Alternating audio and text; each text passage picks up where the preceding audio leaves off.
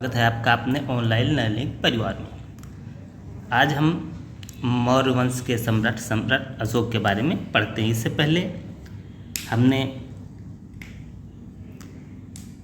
बौद्ध धर्म के बारे में और महावीर स्वामी के बारे में अध्ययन कर चुके हैं, तो जाके आप लोग वो भी वीडियो देखिए।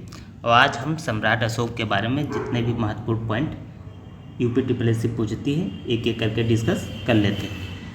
तो पहला पॉइंट हो जाएगा आपका, मौर्य राजवंश जो था ये 323 ईसा पूर्व से 184 ईसा पूर्व तक रहा। इसके पहले राजा जो थे जिन्होंने मौर्य वंश की स्थापना की वो चंद्रगुप्त मौर्य थे, जो 223 ईसा पूर्व सम्राट बने। और लास्ट जो थे 184 ये बृहद्रथ थे, तो ये लास्ट मौर्य सम्राट थे। तो ये सम्राट मौर्य वंश 323 ईसा पूर्व से 184 ईसा पूर्व तक रहा। अगला पॉइंट देख लेते हैं, मौर्य राजवंश की स्थापना चंद्रगुप्त मौर्य ने की, ये आपको मैं बता चुका हूँ। अगली चीज, विशाखादत्त कृत और मुद्दा राक्षस से चंद्रगुप्त मौर्य के विषय में जानकारी मिलती है। ये दो साहित्य हैं जिनसे चंद्रगुप्त मौर्य के बारे में जानकारी मिलती है। अगला, चंद्रगुप्त मौर्य को वृषण या कुलहीन भी कहा गया है। ये मुद्दा राक्षस एक साहित्य है जिसमें ऐसा लिखा गया है इनके बारे में।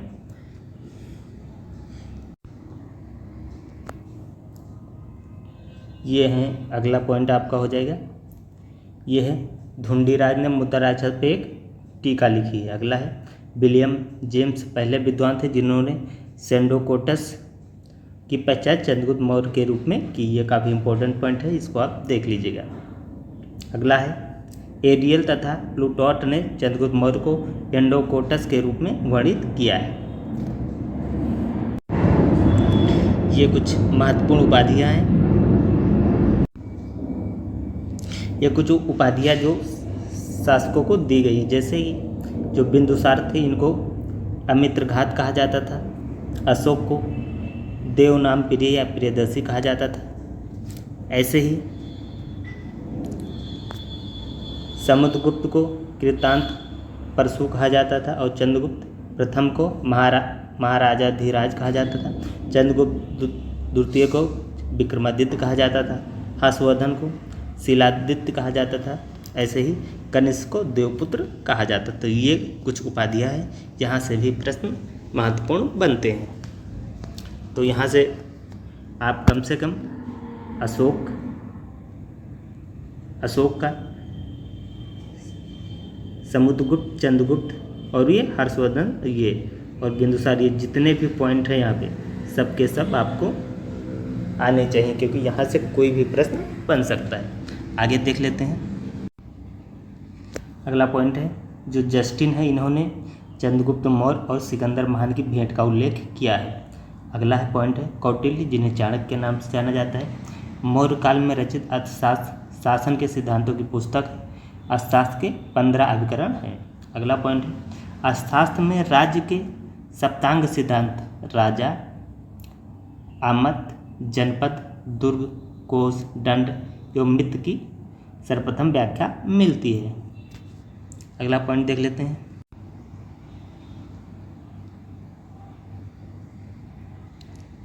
तो ये अगला पॉइंट है कि बिहार में पटना पाटलिपुत्र के समीप बुलंदीबाग में कुम्हरार में की गई खुदाई से मौर्य काल के लकड़ी के विशाल भवनों के अवशेष प्राप्त हुए हैं। तो ये भी काफ़ी महत्वपूर्ण पॉइंट है, इसको भी आप ध्यान में रखिएगा। ये विशाल भवन कहाँ से प्राप्त हुए हैं, ये बिहार पटना पाटलिपुत्र के समीप से, तो इस चीज़ को आप याद रखिएगा। अगला पॉइंट देख लेते हैं, कुछ राजवंश है जिनकी राजधानियाँ क्या हैं, उनके संस्थापक कौन है देख लेते हैं। जैसे जो हर्यक है, हर्यक वंश की स्थापना बिंबिसार ने की थी, इसकी राजधानी राजगृह है। मौर्य वंश की स्थापना चंद्रगुप्त मौर्य ने की थी, ये पाटलिपुत्र राजधानी थी। शुंग वंश की स्थापना पुष्यमित्र शुंग ने की थी, पाटलिपुत्र राजधानी थी।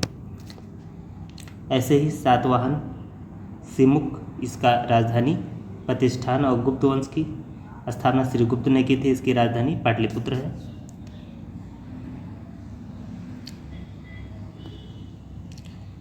अगला पॉइंट देख लेते हैं,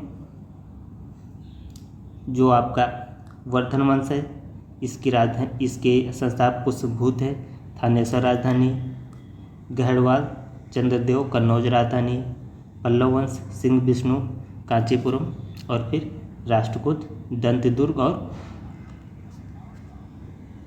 मान्यखेत। तो इसकी ये राजधानी थी, जिसके संस्थापक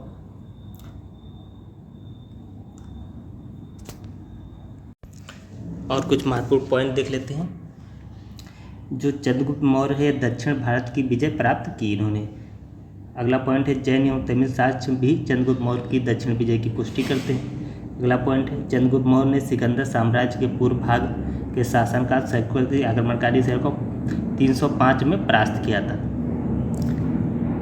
अगला पॉइंट है, यह काफ़ी महत्वपूर्ण पॉइंट है, यह प्रश्न बनने की संभावना है। 269 ईसा पूर्व के लगभग अशोक का राज्याभिषेक हुआ था। तो ये काफ़ी महत्वपूर्ण पॉइंट है, इसको आप देख लीजिए कि 269 ईसा पूर्व में अशोक का राज्याभिषेक हुआ था। अगला पॉइंट देख लेते हैं,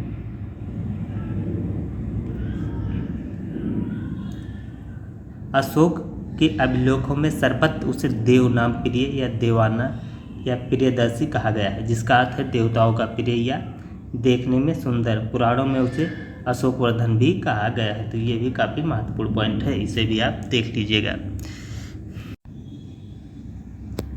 जो ये दशरथ हैं, जो कि मौर्य वंश के सम्राट थे, ये भी अशोक की तरह देव नाम प्रिय की उपाधि धारण करते हैं। अगला पॉइंट है, अशोक के अभिलेख में रज्जुक नामक अधिकारी का भी वर्णन मिलता है। रज्जुकों की स्थिति आधुनिक जिलाधिकारी जैसी थी, जिसे राजस्व और न्याय दोनों के अधिकार प्राप्त थे।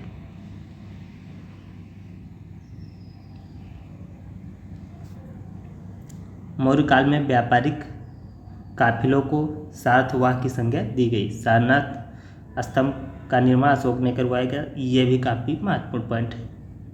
अगला पॉइंट ये भी काफ़ी जरूरी है, बौद्ध धर्म ग्रहण करने के उपरांत अशोक ने आखेट तथा बिहार यात्राएं रोक दी तथा उनके स्थान पर धर्म यात्राएं प्रारंभ की।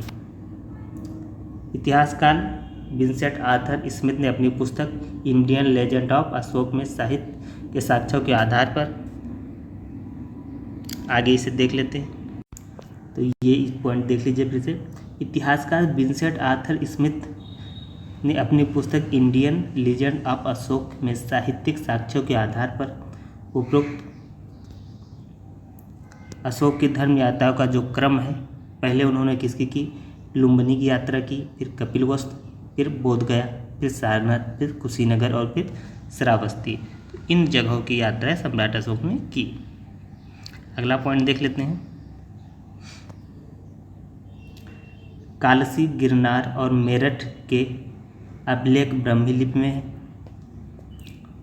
अगला पॉइंट, अशोक के अभिलेखों का विभाजन 3 वर्गों में किया जा सकता है। पहला, एक काफ़ी महत्वपूर्ण पॉइंट है, पहला शिलालेख, दूसरा स्तंभलेख तथा गुहालेख। तो ये 3 चीज़ों में इनको डिवाइड किया गया है। तो ये काफ़ी इंपॉर्टेंट है, इसको भी आप देख लीजिएगा। कुछ और पॉइंट देख लेते हैं।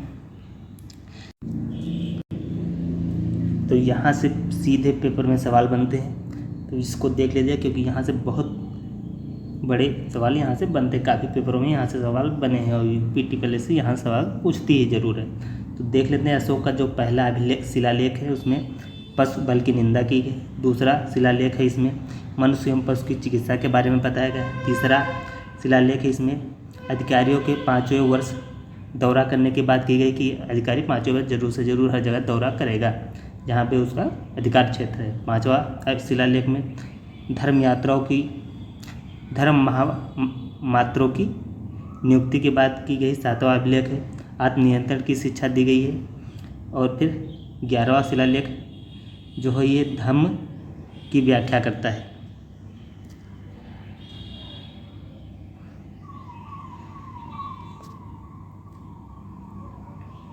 और फिर 13वां जो है, ये कलिंग युद्ध का वर्णन करता है। ये भी काफ़ी महत्वपूर्ण है, इसको भी आप देख लीजिएगा।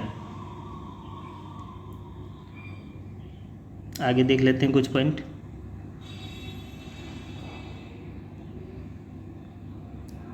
जो शिलालेख 14 है, इसमें विभिन्न लेखों का एक समूह है जो 8 भिन्न भिन्न स्थानों से प्राप्त हुआ है। इसको भी देख लेते हैं। अशोक के अधिकांश जो अभिलेख हैं ये प्राकृतिक भाषा एवं ब्राह्मी लिपि में लिखे गए हैं। केवल 2 अभिलेख जैसे साहबाज गढ़ी और मानसेहरा की लिपि ब्राह्मी नाव का खरोष्टी है। तो ये काफ़ी इंपॉर्टेंट पॉइंट है, इसे भी आप देख लीजिए, यहाँ से सवाल सीधे पेपर में बनते हैं। अगला पॉइंट है तक्षशिला में आरमेय लिपि में लिखा गया है एक भग्न अभिलेख। तो ये भी काफ़ी महत्वपूर्ण पॉइंट है। कुछ और पॉइंट देख लेते हैं। अगला पॉइंट है शेरकुला नामक स्थान से यूनानी और आरमेय लिपियों में लिखा गया द्विभाषी यूनानी एवं सीरियाई भाषा अभिलेख तथा लंघमान नामक स्थान से आरमेय लिपि में लिखा गया अशोक अभिलेख प्राप्त हुआ है। अगला है जेम्स बिशप ने अशोक के अभिलेख को पढ़ने का श्रेय हासिल है। तो ये महत्वपूर्ण पॉइंट है, इसे आप बिल्कुल दिमाग में बैठा लीजिए क्योंकि यहाँ से सीधे पेपर में सवाल बनते हैं।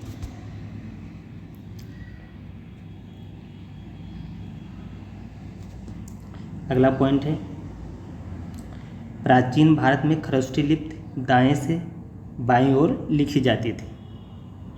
अगला पॉइंट है अशोक ने अपने राज्य अभिषेक के 20वें लुम्बिनी की यात्रा की थी। तो जिस साल ये गद्दी पर बैठे थे उसके 20वें वर्ष इन्होंने भगवान बुद्ध की जो जन्मस्थली है कपिलवस्तु के निकट लुम्बिनी नामक स्थान पर गए थे ये घूमने के लिए, उनको दर्शन करने के लिए। ये 20वें वर्ष गए थे। तो अगला पॉइंट देख लेते हैं अशोक के बारे में। अशोक ने बुद्ध की जन्मभूमि होने के कारण लुम्बिनी के जो ग्राम धार्मिक कर माफ कर दिया तथा भू राजस्व 6 से घटाकर 8 कर दिए थे।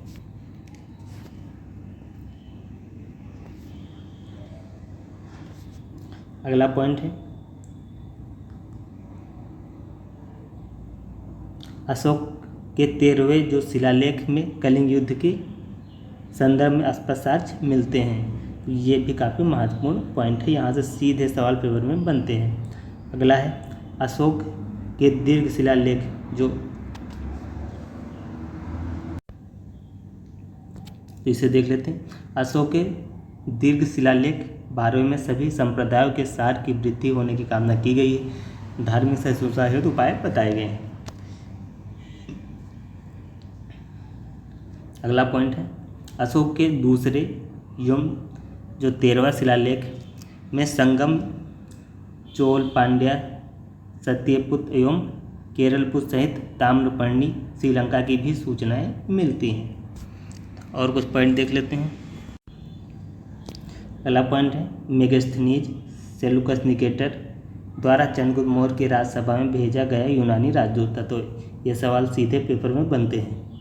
मेगास्थनीज ने तत्कालीन भारतीय समाज को 7 श्रेणियों में विभाजित किया। ये भी काफ़ी महत्वपूर्ण पॉइंट है। दार्शनिक, कृषक, पशुपालन, कारीगर, योद्धा, निरीक्षक एवं मंत्री। तो यहाँ से सवाल सीधे बनते पेपर में। यह भी सवाल सबसे महत्वपूर्ण है। मेगास्थनीज भारतीय समाज में दास प्रथा के प्रचलित होने का उल्लेख नहीं मिलता है। तो उस समय अशोक के समय में या चंद्रगुप्त मौर्य के शासनकाल में दास प्रथा की व्यवस्थाएं नहीं थी। मेगास्थनीज उसके बारे में बताते हैं। मेगास्थनीज भारतीय समाज में दास से प्रचलित होने वाले का उल्लेख नहीं मिलता है। तो ये बुक का ये निष्कर्ष निकलता है। अगला पॉइंट देख लेते हैं। अशोक के अभिलेखों में मौर्य साम्राज्य के 5 प्रांत मिलते हैं। जो उन्होंने अभिलेख मिला है उसमें 5 प्रांतों के बारे में बताया गया है। तो प्रांत देख लेते हैं। उत्तरापथ, ये राजधानी तक्षशिला थी। अवंती, उज्जैनी, कलिंग, तोसली, दक्षिणापथ, स्वर्णगिरी और फिर प्राच्य या पूर्ववर्ती पर से पाटलिपुत्र। अगला पॉइंट है जो ये गिरनार क्षेत्र में चंद्रगुप्त मौर्य ने सुदर्शन झील की खुदाई तथा अशोक ने 3वीं शताब्दी में इससे नहरें निकलवाई थी। तो ये भी काफ़ी महत्वपूर्ण पॉइंट है। अगला है ये जूनागढ़ अभिलेख में कार्यों का वर्णन मिलता है। तो ये कुछ महत्वपूर्ण पॉइंट सम्राट अशोक से रहे।